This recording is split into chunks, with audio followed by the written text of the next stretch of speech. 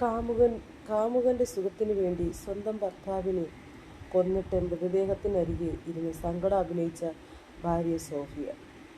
മലയാളികളെ ഞെട്ടിച്ച ആ സംഭവം ഇങ്ങനെ: ഒരേ സമയം രണ്ടുപേരെ പ്രണയിക്കുക, ഭർത്താവിനെ മടുത്തപ്പോൾ കാമുകനുമായി ജീവിക്കാൻ ഭർത്താവിനെ ഇല്ലാതാക്കിയ ഭാര്യ. കേൾക്കുമ്പോൾ ഇങ്ങനെയൊക്കെ ഒരു ഭാര്യയ്ക്ക് ചെയ്യാൻ സാധിക്കുമോ എന്നാകും പലരും ചിന്തിക്കുക. സാധിക്കും എന്നുള്ളതിന് തെളിവാണ് സോഫിയ എന്ന യുവതി. സംഭവം ഇങ്ങനെ: കോളേജ് കാലം മുതൽ അതിതീവ്രമായ പ്രണയമായിരുന്നു സാമുവും സോഫിയയും. ആ പ്രണയം ഒടുവിൽ വിവാഹത്തിലെത്തുകയും ചെയ്തു. സാമുവുമായി തീവ്ര പ്രണയം നടക്കുന്നതിനിടയിലും സോഫിയ മറ്റൊരാളെയും തൻ്റെ വരുതിയിൽ വീഴ്ത്തിയിരുന്നു.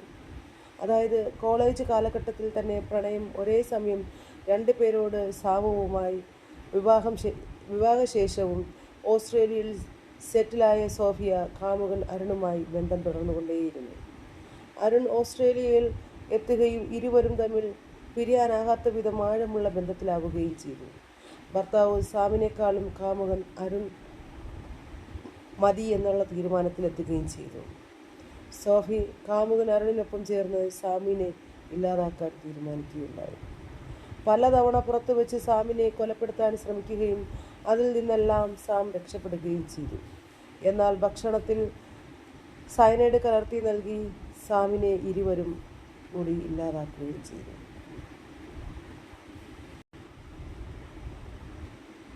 അതിനുശേഷം സാമിൻ്റെ മൃതദേഹം നാട്ടിലെത്തിക്കുകയും സംസ്കരിക്കുകയും ചെയ്തു. നാട്ടിലെത്തിച്ച് സാമിൻ്റെ മൃതദേഹത്തിനരികിൽ എല്ലാം നഷ്ടപ്പെട്ടവളെ പോലെ സാമിൻ്റെ മുഖത്തേക്ക് നോക്കിയിരിക്കുന്ന സോഫിയയെ കണ്ട് പലരും വിങ്ങിപ്പൊട്ടിയിരുന്നു. തകർന്നിരിക്കുന്നു സോഫിയയെ പലരും ആശ്വസിപ്പിക്കാനും മുന്നോട്ട് വന്നു. എന്നാൽ ഭർത്താവിൻ്റെ മൃതദേഹത്തിനരികിൽ ഇരുന്ന് അവൾ കാമുകനൊപ്പമുള്ള ജീവിതം സ്വപ്നം കാണുകയായിരുന്നു. സാമിൻ്റെ സംസ്കാരശേഷം സോഫിയ തിരികെ ഓസ്ട്രേലിയയ്ക്ക് തന്നെ തിരികെ പോയി. സാമിൻ്റെ മൃതദേഹം പോസ്റ്റ്മോർട്ടം റിപ്പോർട്ട് വന്നപ്പോൾ സയനൈഡ് അംശം ശരീരത്തിൽ കണ്ടെത്തിയത് പോലീസിന് സംശയം തോന്നിയിരുന്നു. അതീവ രഹസ്യമായി അവർ കേസ് അന്വേഷിക്കുകയും സോഫിയയെ പിന്തുടരുകയും ചെയ്തു. ഇതിനിടെ ഓസ്ട്രേലിയയിലെത്തിയ സോഫിയ താമസിച്ചു കൊണ്ടിരുന്ന വീട് മാറി മറ്റൊരു വീട് വാടകയ്ക്കെടുക്കുകയുണ്ടായി. സോഫിയയും അരുണിനും തമ്മിലുള്ള സംഭാഷണമൊക്കെ ഇരുവരെയും കുരുക്കിലാക്കാൻ വഴിതെളിയിക്കുകയും ചെയ്തു. ഇരുവരും 6000 മണിക്കൂർ സംസാരിച്ചതും തെളിവായി ലഭിച്ചു. ഇതോടെ ഇരുവരും പിടിയിലായി. രണ്ടുപേരും ശിക്ഷയ്ക്ക് അർഹരാണ് എന്ന് കണ്ടെത്തിയ കോടതി അരുണിന് 27 വർഷവും സോഫിയയ്ക്ക് 23 വർഷവും ശിക്ഷ വിധിച്ചു. തെല്ല് പോലും പശ്ചാത്താപം ഇരുവർക്കുമില്ല എന്ന് മനസ്സിലാക്കിയ ഓസ്ട്രേലിയൻ കോടതി സോഫിയയ്ക്ക് 18 വർഷവും അരുണിന് 23 വർഷവും കഴിഞ്ഞ് മാത്രമേ പരോൾ അനുവദിക്കൂ എന്നും കൂടി ഉൾപ്പെടുത്തി ശിക്ഷ വിധിച്ചു.